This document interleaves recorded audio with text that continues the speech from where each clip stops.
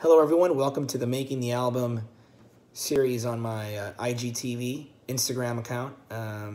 So basically I'm just going to film, little pieces of the process of making this album. This will be my sixth studio album, full-length studio album. I've had EPs, I've had a lot of singles, and I've had the compilation soundtrack for Star Peaches, but when it comes to albums, it's Mixed Up in Hollywood, Fire Alarm, Under the Same Sky, The Impressionists Have Left Room for Discussion, When the Axe Meets the Why, and now this one. So there's no one way to make an album.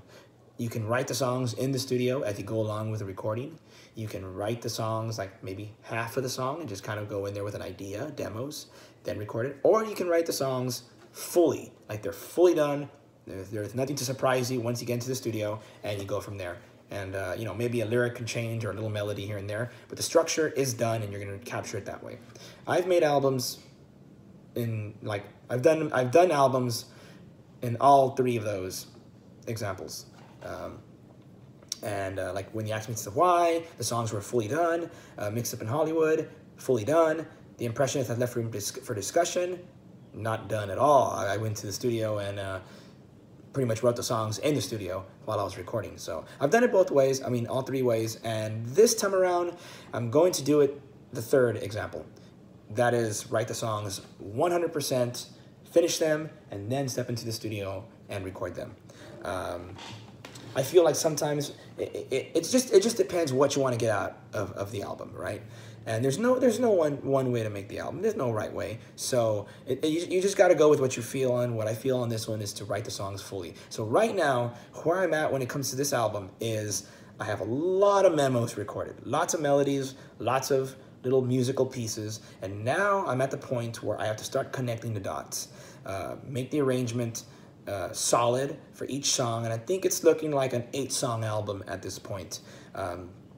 So that's where I'm at. So it's a good time to start, and hopefully I can film all these different, how can I say, the different stages of this album. Like, for example, right now I'm brainstorming and trying to connect the dots. Well, I'd like to film that somewhat. This may be the most challenging part to film, though, because how do you film brainstorming, without it being literally like watching molasses, drip. So I'll do more talking at this point. It's time for me to start, penning down lyrical ideas to match with these arrangements that are growing at this point.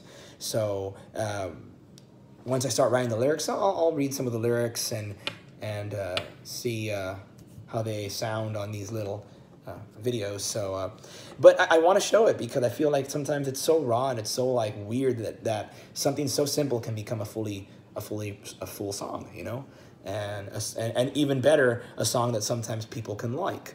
So that from something that literally was just up here to a memo to a draft recording to a full recording.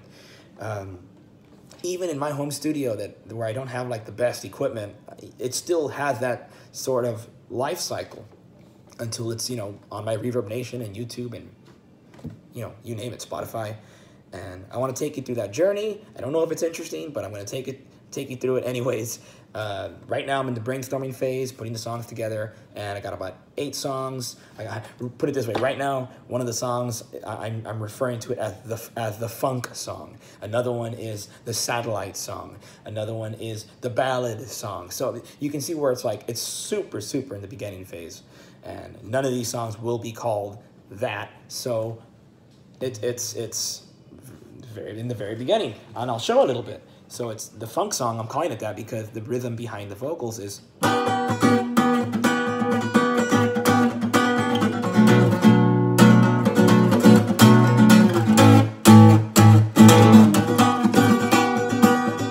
That's what I'm referring to with the funk song.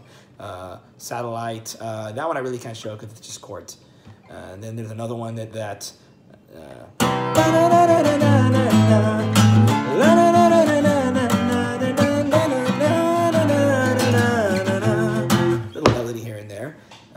the ballad song.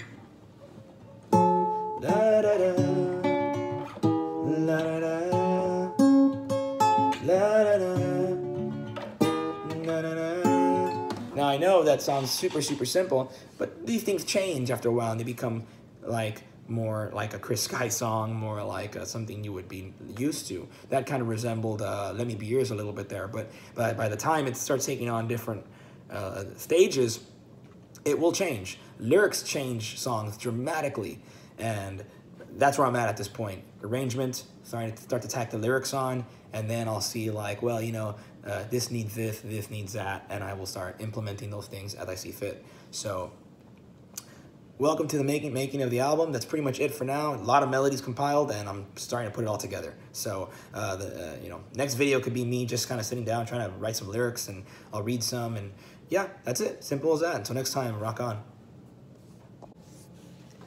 Hey everyone, welcome to the second video in this making the album video blog, or whatever you want to call it. Series sounds right.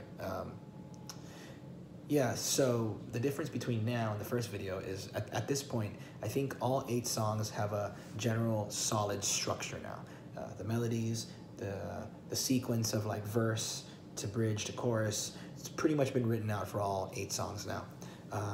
Like I said in the first one, I want to write these songs. I want them to be 100% done before I even step into the studio. It's just something I want to try out for this. There's so many different ways to do it. There really isn't any right and wrongs. It's just at the end of the whole process, you're happy with the album and people like it. That's pretty much it. So in between, you can do whatever you want as long as you get what you want out of it. So I want to try something different, and that is to finish the songs 100%. Now the structure, it's pretty much there on all 8 songs now. I got a couple titles, got some working titles. I kind of want to share a little bit. So 2 of the titles out of 8, Waiting for the Sun, that is sun as in big giant ball of gas, Waiting for the Sun. And the second title I will give away is Cry Joy. Cry Joy, I like that. And I'll give a little bit more into it. Cry Joy is a song that's like, if I could compare it to any other song I have,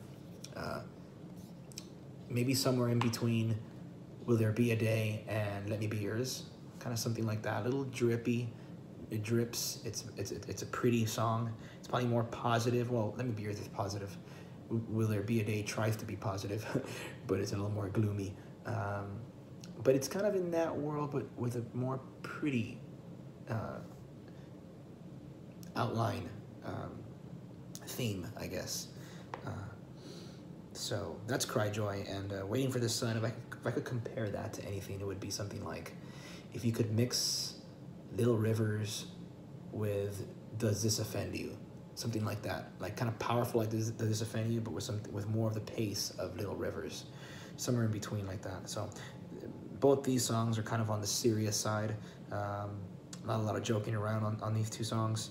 And the album's gonna have several different sounds. Like, I mean, it's all gonna be cohesive in one bubble, you know, but in terms of not every single song will be that serious, but there'll be some themes that you go in and out of, you know, so it won't be too serious the whole album, and, you know, it won't be too silly the whole album, but I'm trying to get a balance here. So let's see, that's it for the titles for now. I got a few more, but I don't really want to give everything away yet. So Cry Joy and Waiting for the Sun. Got one ballad and one kind of mid-tempo, but powerful rock song with Waiting for the Sun. Let's see. You know what? Just to clarify, Waiting for the Sun is not like Does This Offend You? I was thinking of another one. Waiting for the Sun is more like Little Rivers only. And if you're familiar with my songs, or if you're not, you check out Little Rivers. It's more in the vein of that song. For some reason, when I said Does This Offend You, I was thinking about one of the other songs I'm writing. They're not too similar, but they kind of go well together. So got a little confused there for a second. Let's see. All right. Well,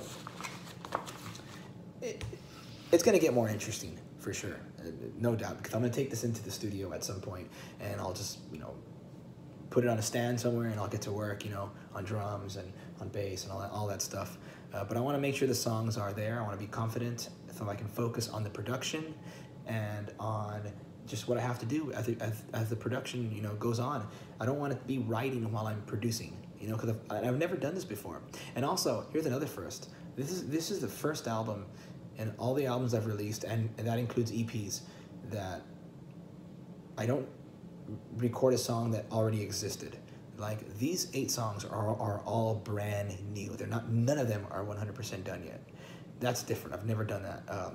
There's always a song lying around that's never really had a recording that I say, hey, you know what, I'm going to dust that one off and use it for this album.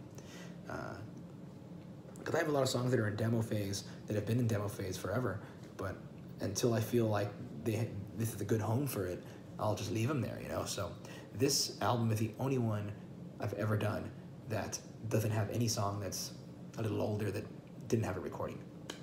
So it's all new songs, and it feels a little bit more like it's considerably a little bit more difficult to get 8 songs other than like 4, and then the other 4 are like songs that I feel will work, you know? I think Impressionist was probably the closest. Like, I think the only song I had already written was I Just Want the World to Turn and Green Screen. I think all the rest, I don't know, I need to look at the titles, but I think for the most part, those were new too, but there was a couple songs that weren't. So, anyways, yeah, so it's coming along good. It really is. You should see the memos on my phone, but I'm using it. There's so many memos. I mean, every time, I don't want to leave anything to chance, like, because the more songs I have, the harder it is to remember ideas that are fresh. Back when I was younger, like a lot younger, I could strum the guitar and be like, oh, I like that melody, and I'd remember it all day or the next day, and I'd be like, check it out, Dad, or check it out, Mom, and it would just come out like nothing. But now I'm like, there's so many songs and there's so many ideas that, like, I have to record it. I have to get that down on memo, because I'll forget. So anything from a bass line to a drum fill, and that's a thing, like, and that takes me into my last, the last thing I want to talk about today is I want to try something different with this album, where I mean, I'm trying a lot of different things, because if I just release the same kind of album that I've always released, then what's the point, right? And I've always pushed myself to try to do new things. Fire Alarm doesn't sound like On a Falling Star. On a Falling Star does not sound like Under the Same Sky, and none of them sound like When the Axe Meets the Y and The Impressionist, right? So it's on the bubble of my sound, but I like to experiment and do different things. So this album, I'll save certain things for when I'm recording, so that's interesting. I don't give it all away. But the one thing I really want to do here, and I've done it before, but I want to go further with it, is that, okay, like the Axe album. This is a good example. The Axe album, I watched videos of other musicians, and I kind of got into, like, the mindset of other musicians. It's kind of what Paul McCartney did, like, with Sgt. Pepper's, where it's like, let's call ourselves a different band name. What kind of songs would we write if we were, like, trying to pretend we're someone else? I believe that's what they did for Sgt. Pepper's, and you'll see bands do this every now and then. Tori Amos did it with her Posse album, was it American Doll Posse? Yeah, she did it for that album, where she kind of had these characters, and what would they sing, you know? And it's pretty cool how like the character, that all the songs that were for that character fit that character, yet in the end it's just they're all Tori Amos songs, you know? So I kind of want to do that, and I did it for the Axe album, but it was a little more minor, because the Axe album it's a lo-fi album that's kind of based in alternative rock music.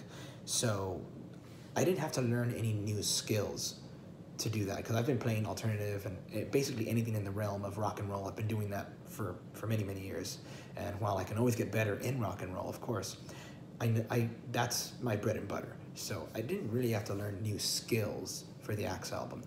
But for this one, I want to take it further, where I learn new skills. Like, I want to get funkier on the bass. I want to get funkier on the drums, while keeping the rock edge. I want you to hear this record and think, wow, Chris, you played those drums, you know? And the only way I'm going to do it is to study the greats. Now, you may say, Chris, you're not going to learn, you're not going to be like the greats overnight. It took them a whole career. And of course, I know that. I don't need to be better than anybody. I just need to be a better version of myself for this album. That's all. And if I study Stuart Copeland, or, you know, all the great bass players, if I study, you know, you name it, like, if I study all these different musicians, it'll help push my songs once I get to the production, you know, time, you know. So I'll sit down and say, well, for the Axe album, I would have done this, but since I studied, yeah, I don't know, so-and-so bass player, you know, now I'm gonna throw this in there. And it's gonna make the song sound a little different. It's gonna give it a little bit, another layer, you know, and that's what I want. So I'll record that when I get to that, you know, it'll be interesting to see how that goes. But yeah, it's coming along great. And that's what I have so far, that's where I'm at. And, you know, I'm gonna wrap this up already because it's gotta be under 10 minutes for the IGTV. So yeah, it's coming along great. All the songs are pretty much all done. I just gotta, you know, finish them 100%. So I'm almost there. All right, until next time, rock on. Here's a little update to making the album. All the titles and the title for the album are done. I got it. That's always a big moment when you make an album, like when you get the album title, because it kind of, I like to get it early in the process. That way it kind of, you can construct the album from there on out with that in mind. So the lyrics are almost done. So that means that the lyrics almost done, title's done, title of the album done. That means that this album, the themes have been set. So I'm excited about that. And I think from here on out, after this, all the rest of the making the album videos should be a little bit more action oriented. Like it'll be actually in the studio. So that's coming up very soon. I'm going to be practicing the drums very soon because that's the first thing that has to happen. And that should be pretty interesting. So that's it. Till next time, rock on. All right, everyone. It's making the album, and I'm about 99.9% done with the drums. I have one final little piece to drum out, so might as well film that. It's been challenging. I'm not like some sort of, you know, really accomplished drummer, but I can work here with my software and my recording software, and I've been practicing quite a bit this time around. One of the things that I've been doing is I've been listening to a lot of different drummers, and I've been really trying to just inject some new fills, some new, just I've been trying to raise my level of the drummer just to where it's a little better than all the previous, you know, everything I've done previous on drums, at least the drums that I've played, or that's not like drum loops or, you know, software. But I think I've gotten that done, and I'm happy to be done with the drums. But I got one more little piece left. So I guess the goal was to not become some virtuoso drummer. The goal was to be better than my last performance on drums, which would be the Axe album. Well, I recorded a couple songs on the Star Peaches soundtrack. So my goal was to just get a little better, to just improve, you know. So I think I've done that, and we'll see how it goes. But first, gotta finish this song. You know, it's little things like if I go, they're just always going, maybe.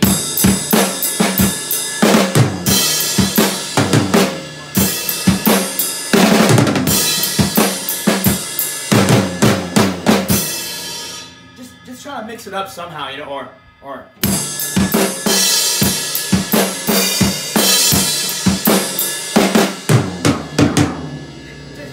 it's not complicated fills at all, but I just want to mix it up as much as I can to where you're not hearing the same thing over and over and over to a certain extent. And I think I've done that. So let me finish this track off right here.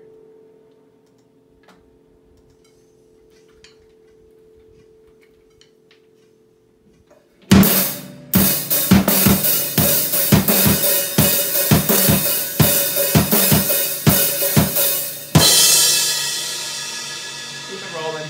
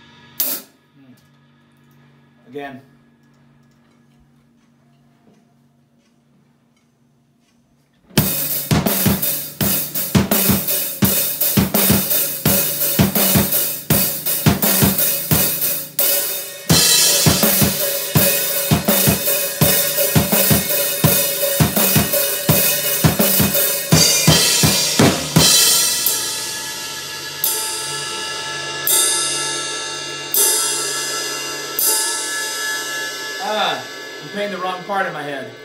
I was thinking of the chorus, and it's not the chorus. It's the very end. So, fourth time.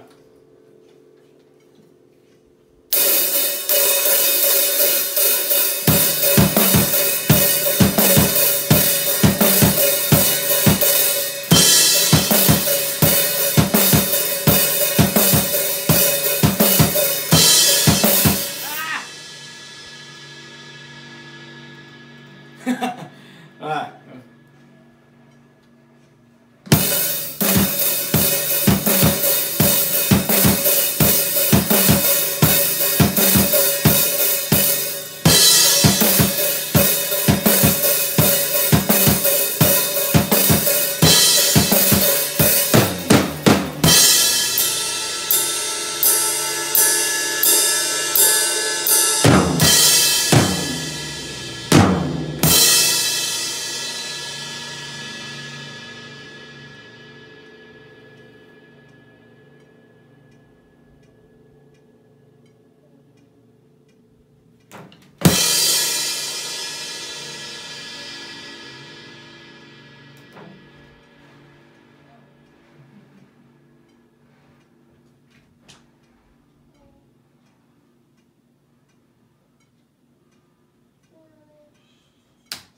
So I think that's it. I think that's a wrap for drums. See how it goes. Time to edit. So, yeah. Until next time. Hello everyone, it's making the album time, and one of the things I've noticed about all the little video blogs I've been making on this making the album thing is I come out in all of them so far, and it's just like me talking at the camera, and the last one was kind of cool with me on the drums, but I figure to do things a little different on this one, I'm just not going to come out on it, because, you know, you may get sick of seeing me talking straight to the camera. But I finished the bass already, and I wanted to capture me playing the bass. At the same time, I thought, well, maybe it'd be better to do it this way so I can actually go through some of the songs and talk about them a little bit. I think it'd be more interesting. Because I haven't done that so far at this point. So yeah, this is the bass I used right here. This is a Hofner Ignition violin bass. It is a Beatle bass, you know, in that style, the bass that Paul McCartney used. And I talk a lot more about it on my YouTube. Got several videos on this bass. So yeah, I've been using it for a while, and it's the bass I chose to play these songs. So it's got a real vintage tone, and a very it's a hollow body, so you definitely hear that. So yeah, that's the bass I used. Then you come over here, you got the Fender Rumble, and I've been looking forward to using this bass on an album for quite some time already. And it wasn't just the amp. I didn't actually mic the amp up. What I did was I played through the amp, and I EQ'd it the way I liked it, and it's pretty much down the middle.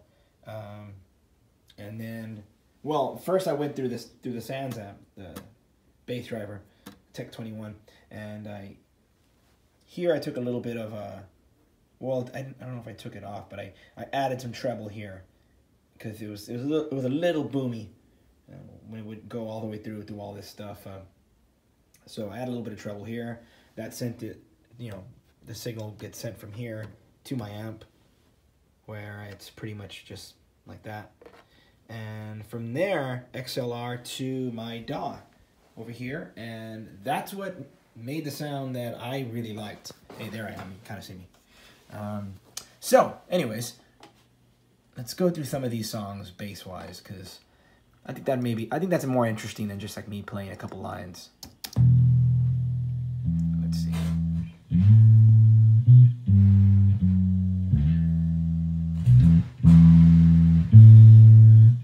Demo keyboards, that's not actually legit, you know. Just so like I know where I'm at. I don't do that for every song, but for this one I kind of wanted it. Let me just tap into that real quick.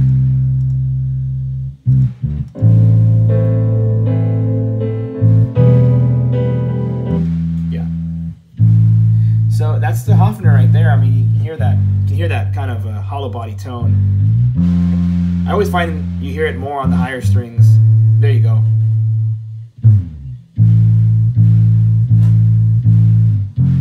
Okay, so that's not so interesting just hearing it like that, but this is a song called "Waiting for the Sun," and I'll take the solo off here so you can hear it with the drums. Let me mute this first.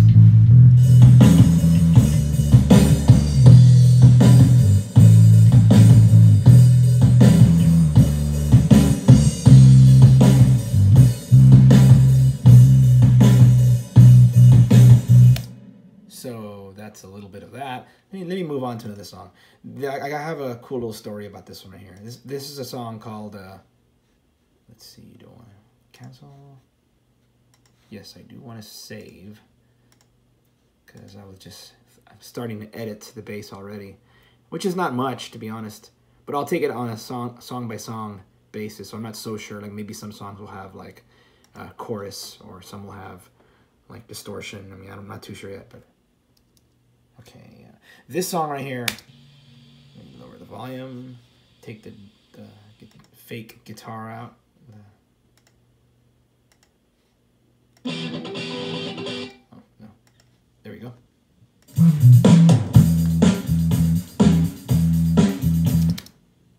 So this song right here, okay, that first note, okay, let me see. Uh-oh. Yeah. Okay, so this song,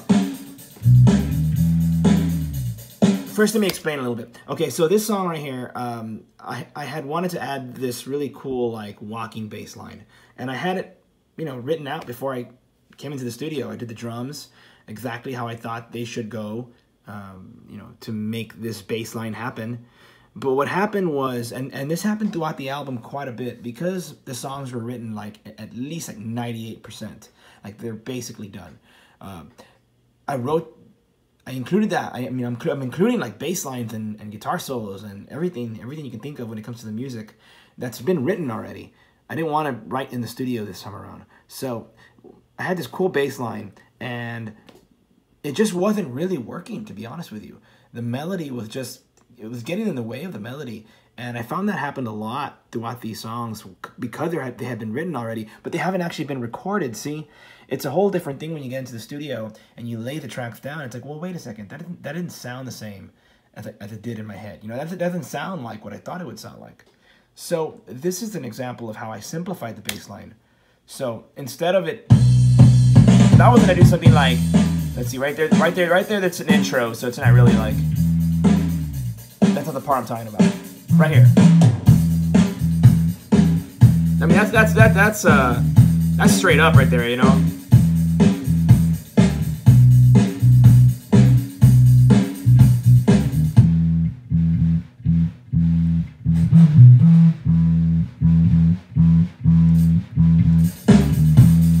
But I had something that was more like dun dun dun dun. Oh, that sounds like something else. But it was more dun dun dun dun dun dun. I can't sing it exactly right now, but it was way more busy. But I realized that keeping it simple was the way to go on this track. And that was the case on a lot of these songs. So bass-wise, it's actually very solid, very simple. More about tone, more about the rhythm that it needs to take. The bass lines are simple and basically are providing low end.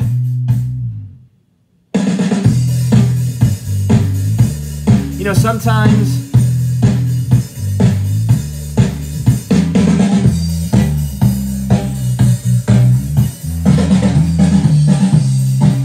there I am.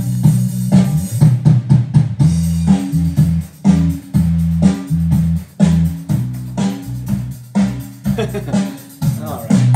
Sometimes you record a song and it's like, well, what do I need to add to it for the production? Well, in this case, with a lot of these songs, it was not what to add, but what to take away. And well, it's the first time for everything, and that's kind of the first time where I have to do that with the bass quite a bit, because I wrote the bass lines before. So that's a cool little bass line, I think. Let's see if I can show one more thing, maybe one more song. That's a song called LED. Let's see what else. How about this one. Let's show this one. I say let's like it's more than me. Okay. This is a song that it's going to be called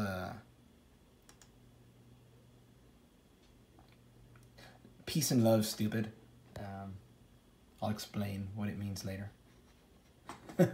So, let's see.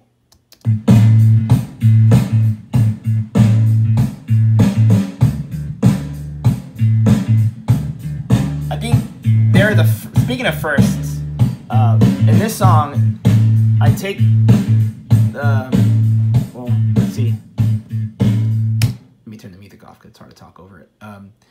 This is the first time that I ever changed tempos throughout the song. That's not like a, you know, it's not like going half tempo or, you know, half speed or double speed. It's within the same like time, you know. This one actually has a different tempo. Let me get to it before it hits 10 minutes because I can't go over 10 minutes. You'll hear it right here. That's the main tempo for the song, and then yeah, it goes up from 97 to 126. So, all right, that's it, because I got like 9 more seconds to go. Hope you enjoyed it. That's the bass. Rhythm section. The rhythm section is done. Until next time. So this is like one of my favorite things in life. You know when it's like sunny on one side, cloudy on the other, raining. It's raining. Wet streets, wet parking lots, and there's a nice big old rainbow. That's one of my favorite things. I don't know why. I just feel it's beautiful, and it's just so refreshing to just see this and feel it. There's that rainbow, and you know, it actually does have something to do with my album because I write a lot about this sort of thing, this sort of feeling. I try to capture it in words and in songs sometimes. And this album is no different. There's a couple songs that, or at least one in particular, that I talk about this sort of situation. So, yeah, I guess it does relate. Anyways, just wanted to show you all this. I'll be working on some guitar tonight, finishing that up. All right, until next time.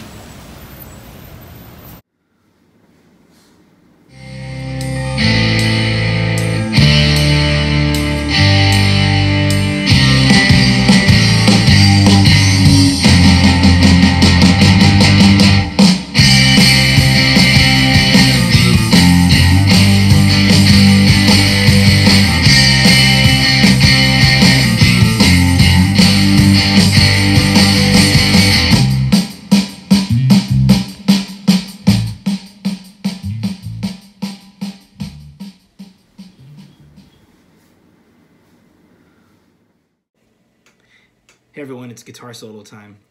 There are not a lot of solos on this album, but the few that are there, I want to play them well. So let's see.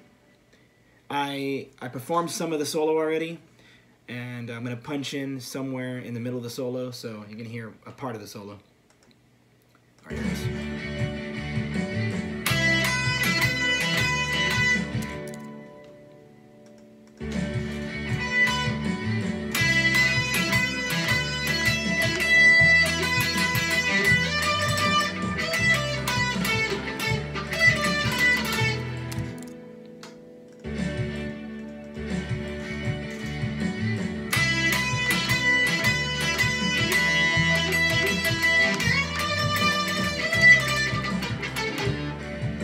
I hit everything but string there. Try it again.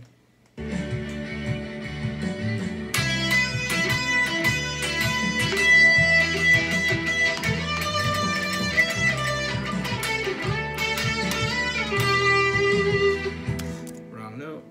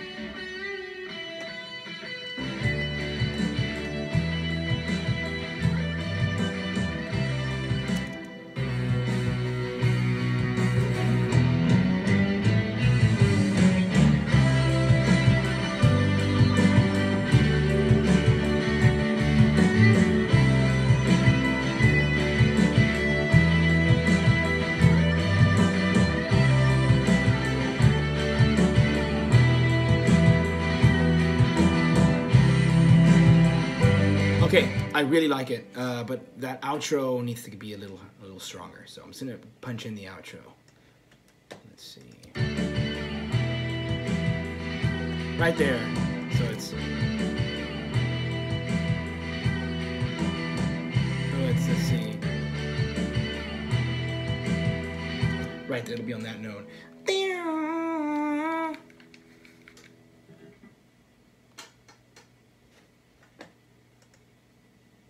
Check the tuning.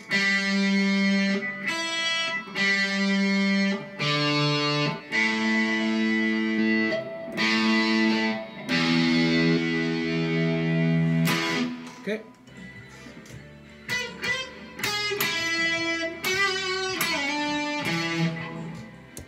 So it'll be.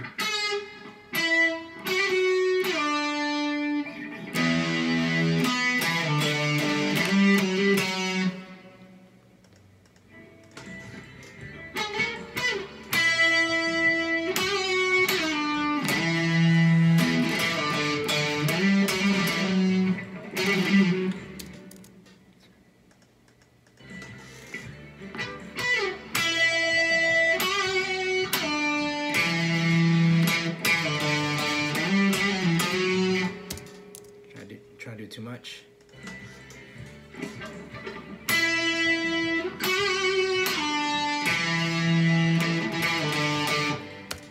That wasn't smooth.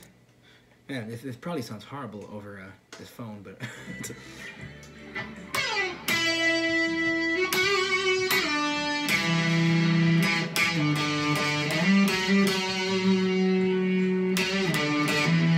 that ending was wrong.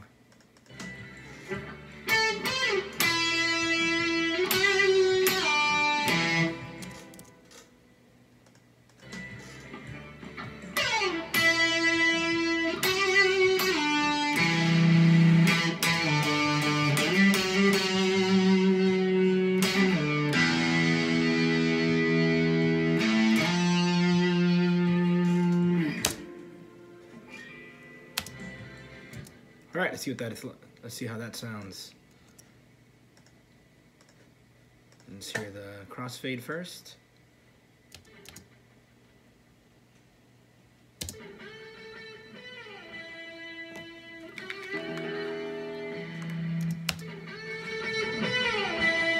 Crossfade's good.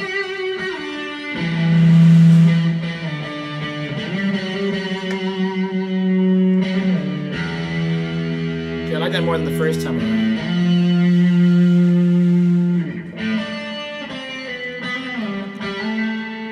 That's another part that I did that earlier. Actually, the funny thing about that is that what you're hearing right now, the Telecaster, and what you're hearing after that is the FG. And, you can see how the tones differ a little bit.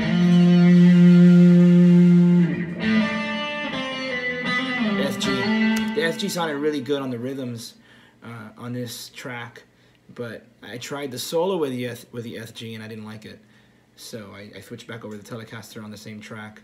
Hopefully it doesn't come back to, well, I can just make another track and paste it there, but we'll see. I don't think so. I think it's fine. But let's hear the whole solo. I'm gonna take the rhythms out because I may take the rhythms out for the solo. I kind of didn't want to show it, but 8 songs is a lot. I'm not showing much. Here it goes. I try to make my solos melodic because obviously I'm not going to become this amazing shredder overnight. It takes years and years of practice, dedication. I can play guitar, but it's not what I do, for the most part. So I try to make the solos have personality and have a lot of melody. So. And keep them simple, of course. You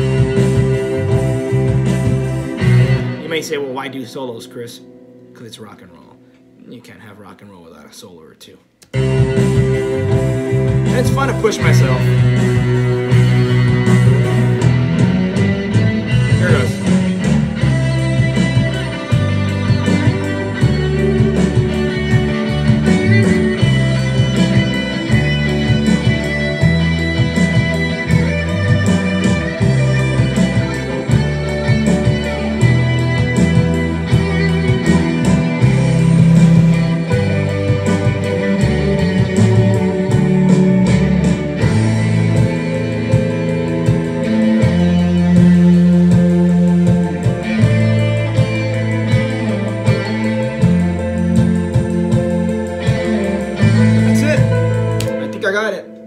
solo. I'll add a little bit of delay to that. A little, you know, maybe some sort of phaser or something. Maybe I'm not 100% sure. I just don't want to drench effects just because. But I'll listen to it and see what would, you know, work with it, if anything. But I had been working on the solo quite some time before I started this video. My hair looks awful. There we go. So it's not like I just didn't like one take it. I've been working on the solo for at least 30 minutes already. So so when I got like the first part, I was like, okay, I'm a little warmed up. I should be able to get it pretty fast. So that's why I got it fast. I'm not just, you know, I just didn't get it in 3 takes. It took a while. Anyway, so with that, I just have a few more things to do with the guitar, and that's it. Then I'm going to move on to the funnest part of recording an album, and that is the peppering of all the other instruments, you know. So the core instruments have been added to all the songs already. Got the solos done, and now it's just, you know, a little bit here, a little bit there, and I'll slowly start to mix the album before the vocals are even there. And then, of course, once the vocals are there, I'll mix again a little bit. But, yeah, so that's how I do it. All right, hope you enjoyed it. Until next time.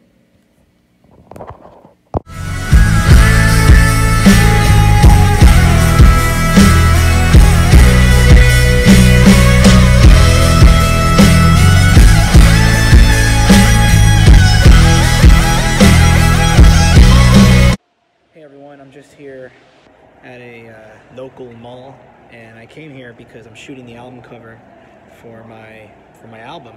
I'm not done with it yet, but this is a good day to do it. So yeah, I don't think I'll be uploading the photos or the cover till the album's out. So it'll be a while, but I wanted to make sure I got it.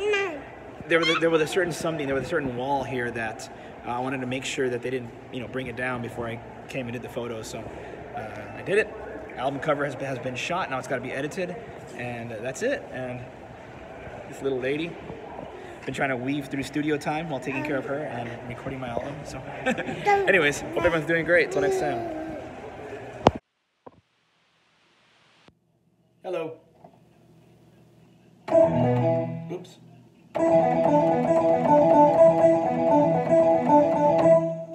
Just adding some keyboards to one of the last songs. I should be done today with the production of this album. And yeah, one of the things I like to do when I record keyboards is start real slow, like. And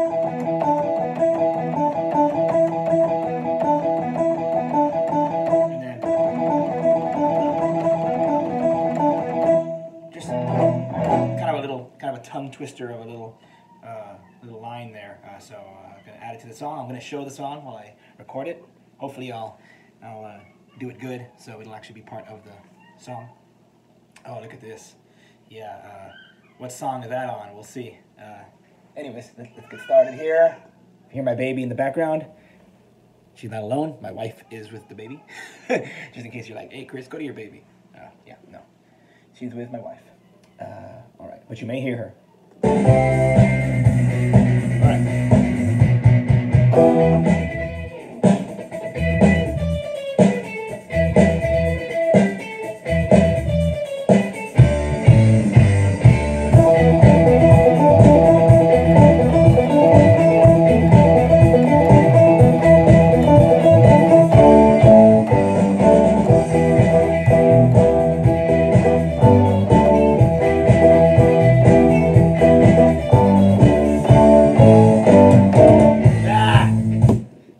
Sloppy. We'll try it again.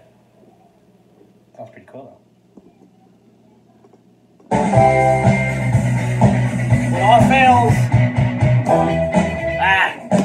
When all fails and you're having trouble recording something, this may be the worst advice ever, but I find that putting the volume a little louder helps me.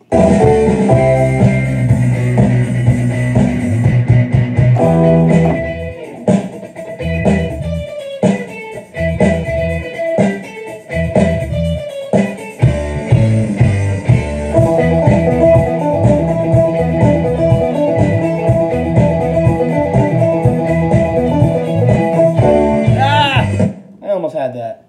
It's quite tricky.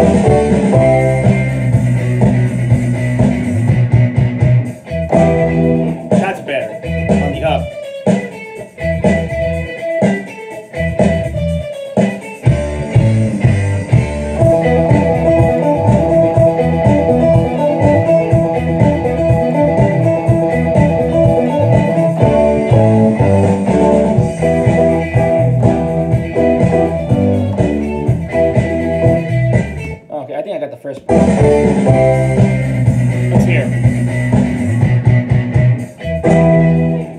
than more. Than the down, than the one. There goes. No. See, I noticed that I'm rushing. It happens a lot. Try this again. You know what? That note's cool, but why don't we throw in a little bit of a extra note in there, like something a little more bluesy, like right here.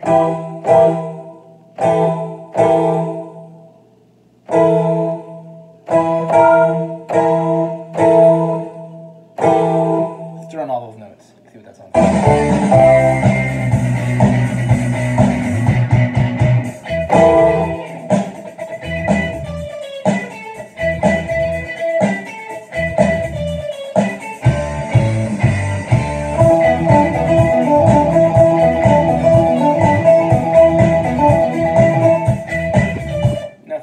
I feel like I'm going a little too slow. And I didn't like the extra notes. Let's try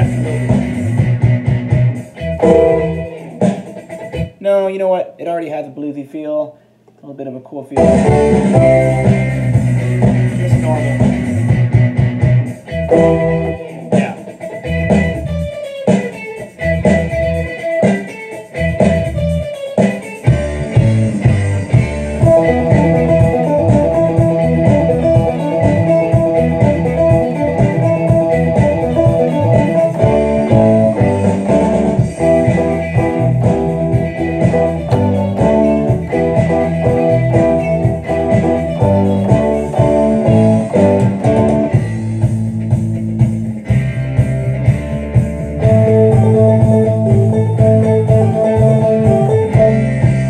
That part in, but anyway, I think I got the first part. Let's see.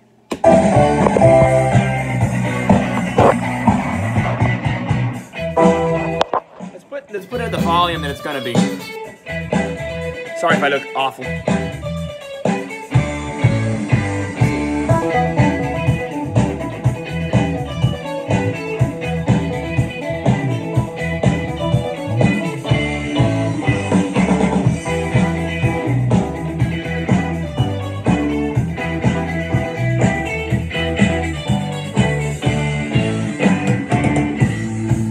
That's it, got it. So, you know, I try to get the timing right, but for the most part, this is MIDI we're working with, that I'm working with. So I can drag things in place if I really need to. But I like the performance to be as close as possible, because sometimes I forget. And a song is finished, and I'm like, oh, I forgot to actually drag those notes, you know, and make them right in the perfect spot. They don't need to be in the perfect spot, they just need to be close. Because I do like the human touch, but at the same time, it can't be, you know, an awful take. So, you know, get them close and where you want them, and just that's basically what it is, where you want them. So that's a little bit of the keyboard right there. I wanted to show something though before I'm done here, because I want to document that this happened, and that is when I recorded the piano for 2 songs. I recorded the piano like a real, it's an upright piano, an old vintage upright piano, and it's about how can I say? How far can I say? It's about, well, 1, 2, 3, 4, 5. It's about 25 feet from here, and I'm not going to move the piano in here. It's barely in tune enough to make the cut. I didn't use it as the only piano. I dubbed it along with a piano, the real piano, and a software piano on Pro Tools. So it's both of them together, so you get the kind of the real feel masked, with kind of a filter of the software piano. It kind of sounds better that way. I like the little wave of the out of tune when you mix it with a piano that actually is perfectly in tune. If it's by itself, then it's a little too out of tune. So anyways, in order to even make this possible, I dragged the cord out there and mic'd it up, and nobody was in here pressing record for me. Do it yourself, I kind of hold true to that. So not always by choice, but so I'd press record, pre-roll, run, do the take, and run back, and I must have done 50 to 100 takes, so I was quite tired at the end of that piano recording. And I'd like to show, but hold on 1 second, I don't know if I can do this. Let's see if I can do this without showing my baby's room over there. So I'd press record, boom, I press record, I'd come over here, and here we go. Piano was right here, I would sit down, play a little bit of piano, and then if I messed up, well, then I have to go all the way back. And well, then I would do it again. And I did that about 100 times. So putting the earphones on, and coming in at the right time. You could say, Chris, why don't you do the pre-roll where it's long enough so you can walk? Well, I wanted to finish, so I wanted to do it fast. So, well, okay, it was a workout. But I wanted to document the way I recorded the piano, so that's what I had to do. So that way I won't forget one day, which I probably won't. Anyways, a little bit of keyboards, production, almost done. I may do another one of these because I haven't shown the singing at all, and I only have one more song to sing, so that's the very end, and yeah, until next time. Hello, everyone. It just dawned on me, I'm like almost done. I'm almost done singing all the vocals on this album. And it just dawned on me, like, I gotta capture some of this, because I've captured most of the instruments, throughout the process, and well, singing's like the main thing, and I haven't like captured any of it. So I'm singing a song called LED. I'm on the second verse, and it's gonna sound really odd. It always sounds really odd when you hear singing just by itself. I'll play a piece of it once I get the part down. It's not too hard of a part, so I think I can get it done in a couple takes. It's also features a word I've never used before, and that's always good. I was like, what word have I not used? And I was like, yeah, you'll hear it when you hear it. So on the technical side, not too technical side, it's an AKG Perception 120. It's like a $100 microphone, affordable. Let's call it affordable over cheap. It sounds good. I think it sounds good. I'm used to it, so that's a good thing. It's not the only microphone I used on this album. I also used this AKG right here. It's kind of can do a lot of different things, and I used it for the songs that I wanted to kind of turn the music up and sing it in the room, like singing live. I really enjoy that. My favorite band, U2. Bono does the same thing. He likes to feel the music. So, and I never believed it. Then I saw a video of it, like where not that you can believe everything you see, but they did capture it. He's in the control room, singing with an SM58. I got a beta somewhere here that I've used a couple times on some of the backup vocals. It's a little easier for me to sometimes just kind of take the earphones off and just sing with the music loud. But there's a bleeding issue, of course. When I want to do it that way, I use this one. Sometimes the beta also. Beta more for the backups, but this one for the lead vocals when I want to do it that way. But for the most part, most of the songs on this album have been cut with this one right here, the AKG 120. Got a slightly more crisp sound in my opinion, which is something that I go for. I EQ my vocals with a lot of air, a lot of high end. It's just my preference. I've always enjoyed that. I listen to singers like Celine Dion. I've always liked the sound Steve Perry gets. It's kind of very airy. It's kind of his voice too, but my voice can sometimes be a little airy on its own. For real, like I sometimes when I'm singing live, it's always take the treble off, because my voice does have a lot of that. It does produce a lot of that. Yeah, but I like it to sound like that. So anyways, I'm talking, that's the tech. I'm going straight into my DAW and adding some compression after and some reverb. My trio, like what I like the most, like if you said, Chris, how do you like to set up your vocals for the most part? Because each song is different here. But in general, my sound is, well, my voice with a nice little lift on the high end, to bring some of that air out, but adding some delay, and just a small trail, like something that's like you don't hear it too much, it doesn't distract you, but it's just there under my vocals, to where when I end the note, you kind of hear it drift off just a little bit. Not a real fast delay, although I like that too sometimes, kind of that old 50s sound, 60s sound. But yeah, a slow delay underneath my voice, with some nice reverb, kind of more on the high end side, like a plate, something like that, that kind of brightens it even more. And then I like to throw a chorus on. So with those three, chorus, reverb, delay, all kind of done in a certain way. Just wanted to mention that because that's something that I always use with my sound. Not always, sometimes it's a drag for an effect, but live when I play, and for the most part, my sound is that. Delay, chorus, reverb, and a little bit of compression. I think a lot of singers use that. Hey, makes you sound good. So, let's get on with this. Oh! I'll play the piece after.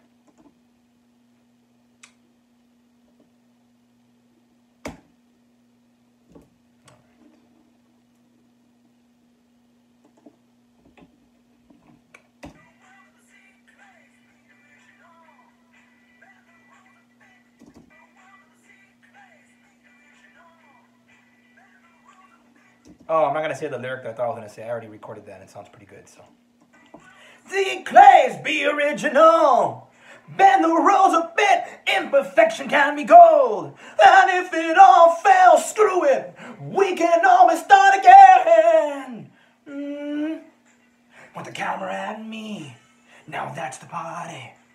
With the camera on you. Yeah, let's get rowdy.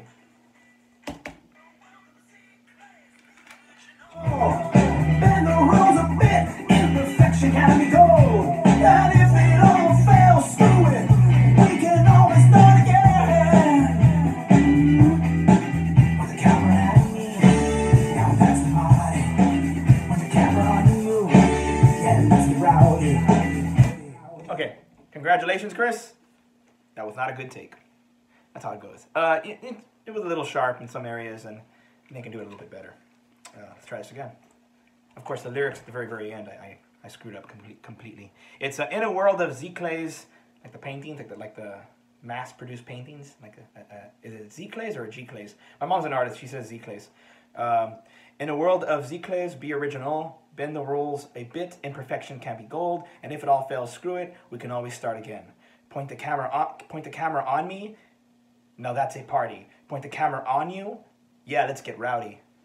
Let's poke tonight with a glow stick. I like that. That's one of those lines that's either really stupid or really good. So I'll go with the second choice.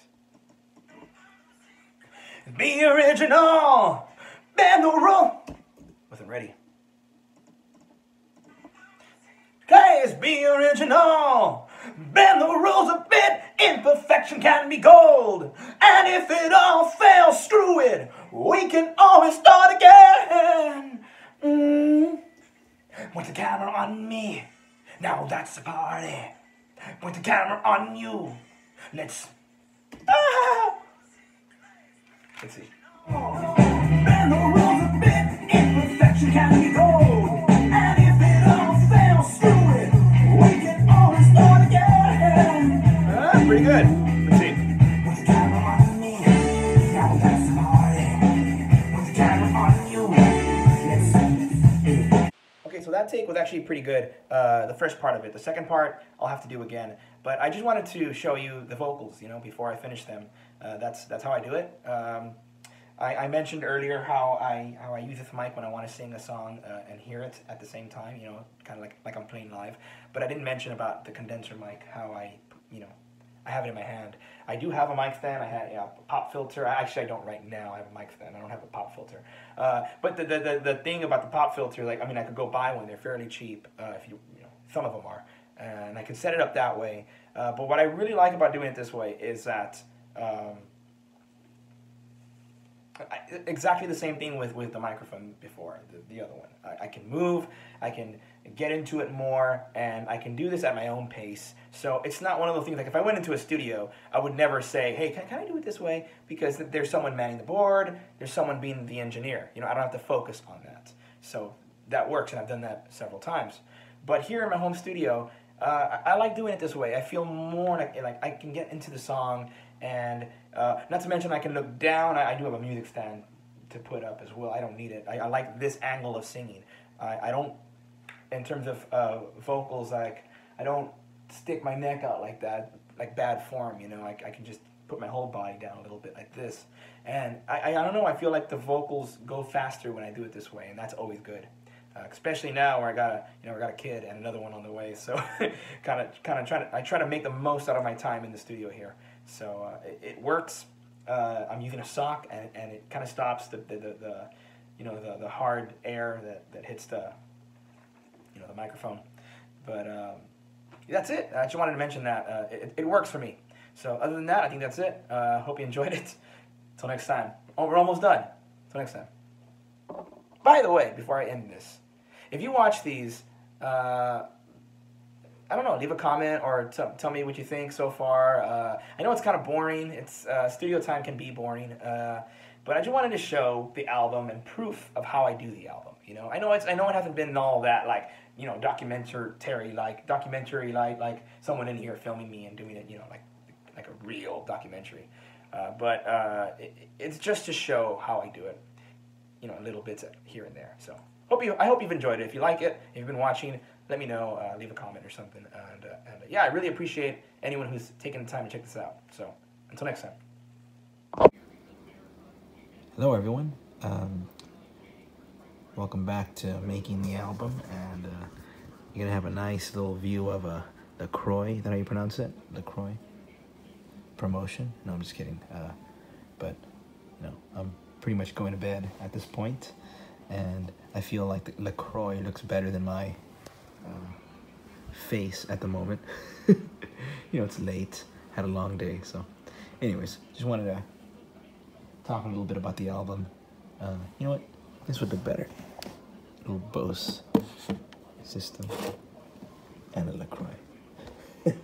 Anyways, so the last couple days I've been going back and forth listening to the album on different systems, different kinds of speakers, big speakers, little speakers. You got to hear it on all sorts of things. If you make music, you know what I'm talking about.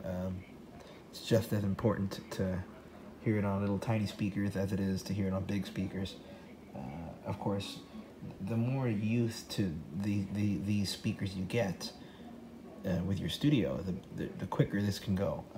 You tend to know what you're going to hear before you even hear it, the more you get used to it. But that's why it kind of pays off to go on things you've never heard your music on before. So, a little Bose system here, I heard it on that, heard it on both of my cars, on my system, like on my other TV, small stereos, a couple small stereos, earphones, several different kinds of earphones. And once the album got to the point where it was like, okay, check, it's done. That's another one. Hearing it soft, hearing it loud, hearing it somewhere in between. All of that. You can get kind of to the point where you want to pull your hair out, but there's a beauty to that. Once you get to the point where you want to pull your hair out, there's a reason for that. It's fatigue, right? But there's a beauty to that stage, and that is you start hearing all these different sounds. Like the more engineers, you'll know this, and I'm not calling myself an engineer, but because I really don't consider myself that. I do what I have to do for my music. But anyways, you'll know what I'm talking about. The further into a production you get, you've already heard the music, you know the songs, you know the instrumentation, you're starting to hear other stuff. Like now you're starting to hear like when the lips smack, like, you're starting to hear when certain words, frequencies rub off maybe on maybe at the same time as like a scratching guitar, and then a hi-hat hits at the same time, and all three of those things, high frequencies, rub off each other, and it produces like a you don't hear it. You don't hear those things when you first start listening to the music. At least I don't. Maybe I'm really a good ear, someone that's been doing it for a long time maybe, but I do get to the point where I do hear them, but it's later on. It's when you're way past just hearing the song, and you start hearing those little weird frequencies that can happen when different instruments at the same time, hit the perfect things.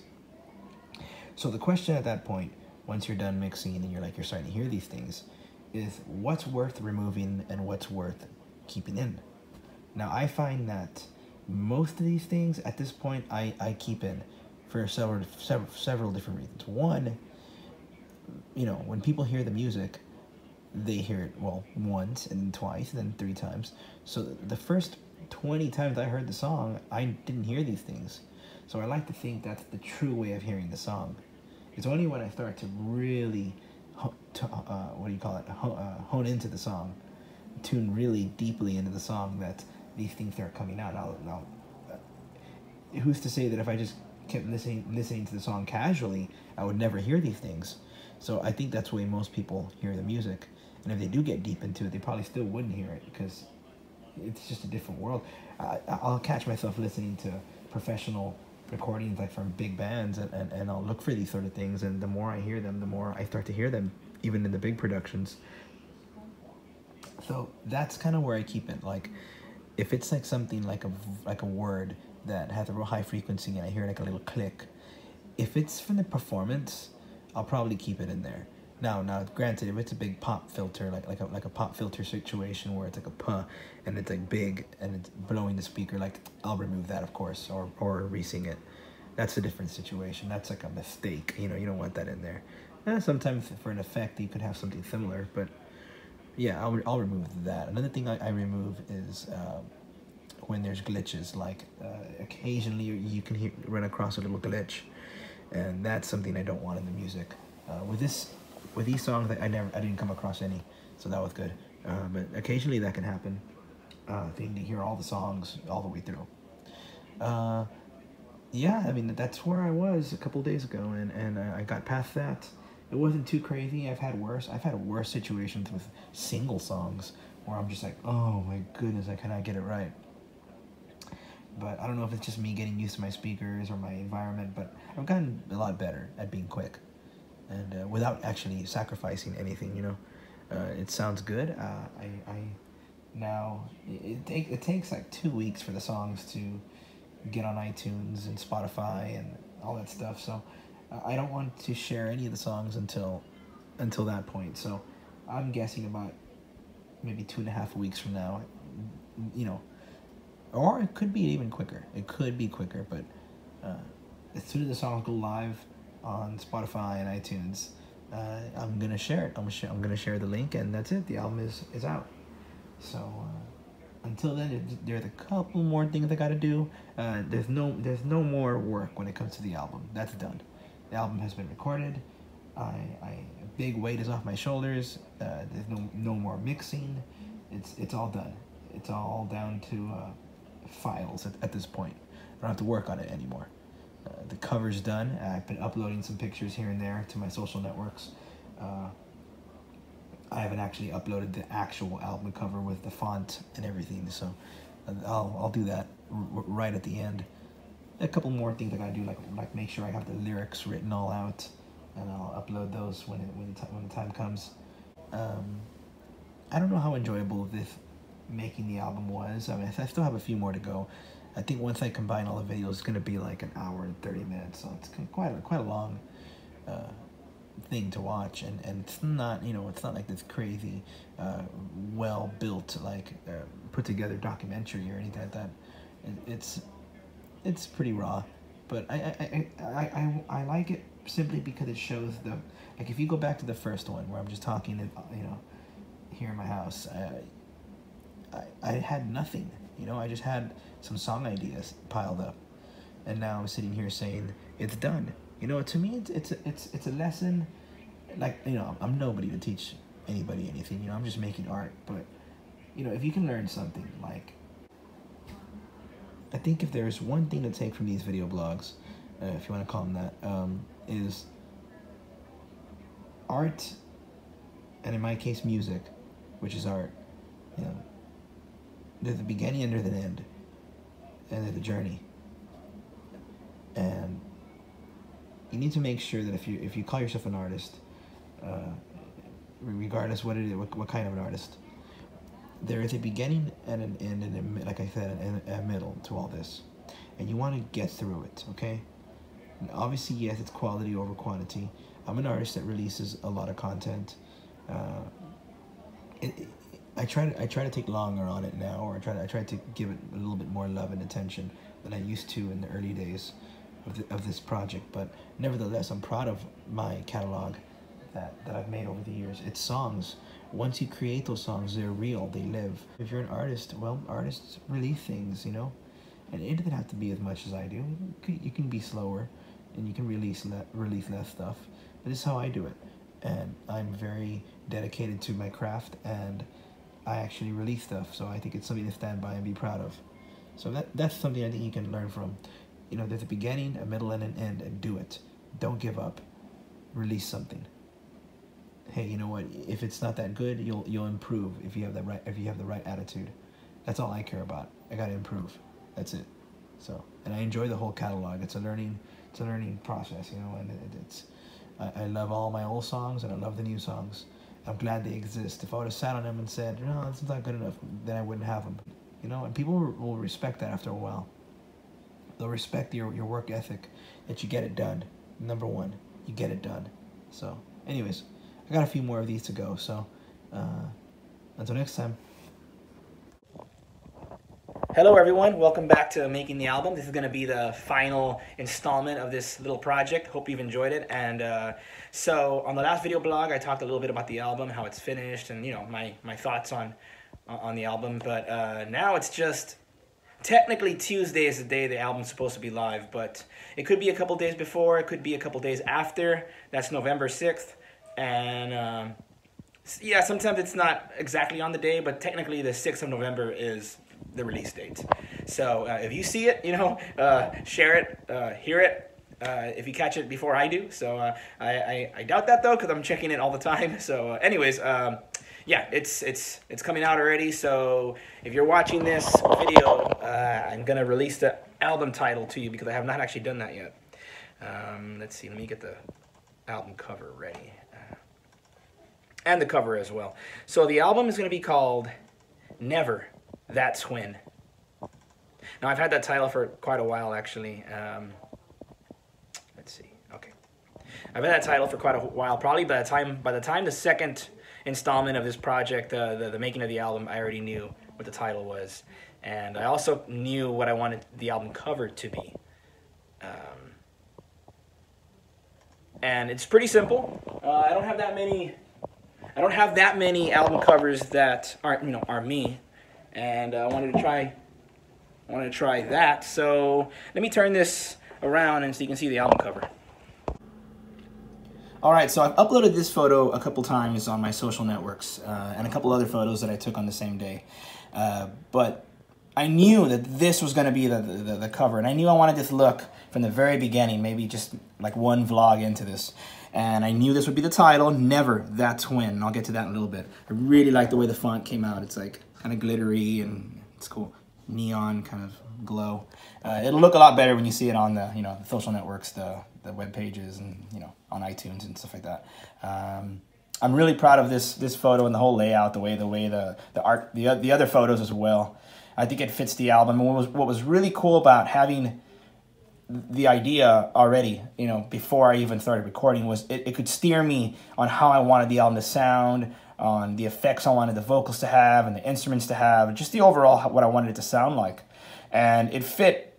I mean, this came on because I already had the idea of what I wanted the album to sound like. But then when I kind of streamlined the cover and the album title, it helped me even more with the music and the recording. And that can happen, There's no right or wrong, but I mean, sometimes it's kind of cool to do it this way, where you got the album art and the title done from the beginning.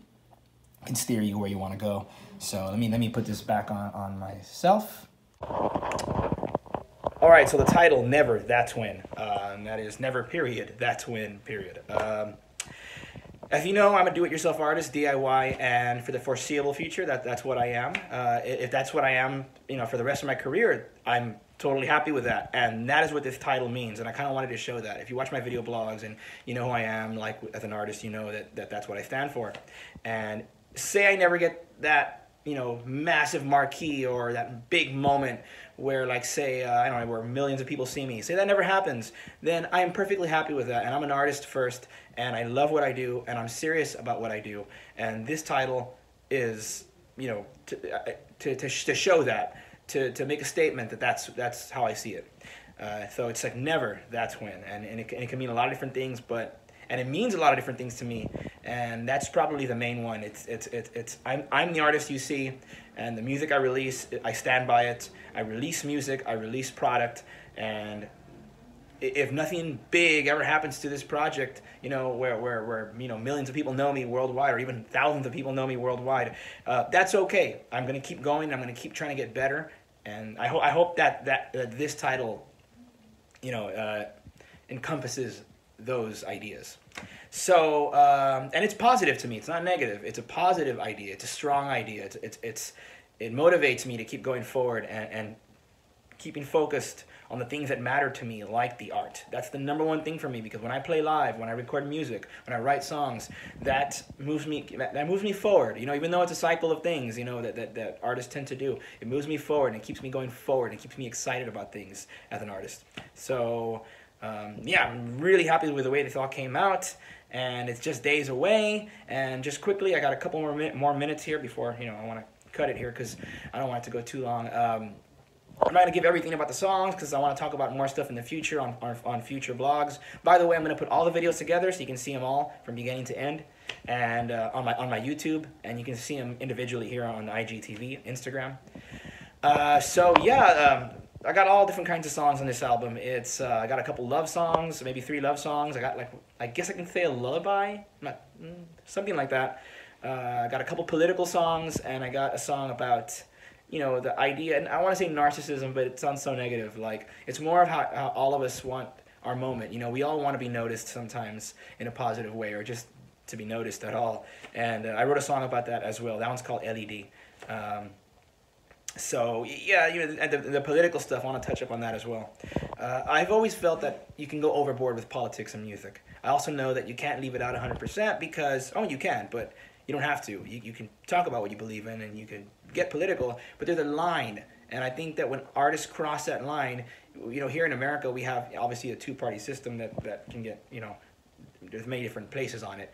But I think that art can be political, and music can be great and not offend, and not necessarily offend, but not bother someone enough to where, like, they want to back off your product. I would never want to do that, and I don't like when artists that I like do that as well. Now, you could say, well, certain artists are always political. Yeah, but they're not always biased. It's a different sort of thing. Like, you may be passionate about something and you want it to be in your music. Then that's great.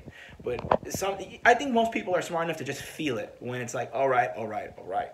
So I've had a few political songs over the years, and I'm really proud of these 2 songs because I did something that I don't think is all that common in music, and that is, I gave 2 different views on 2 different songs, and I'm really happy with how they came out. Like, I got myself to say, okay, this is how you can see something, but this is also how you can see something, you know, while also saying, well, I get this and I get that. Now, people tend to frown on fence sitters, but I think sometimes peacemakers can somewhat be fence sitters, because you tend to be like, well, I see that and I see that, and you can draw people close together by seeing the good in both and the bad in both. So I hope these songs accomplish that, you know, and you'll know them when you hear them. And yeah, I hope I did well. So anyways, that's what the themes are. I'll go into deeper detail later on different vlogs. So I will start vlogging again on my YouTube channel, because I wasn't able to because I've been focused on this.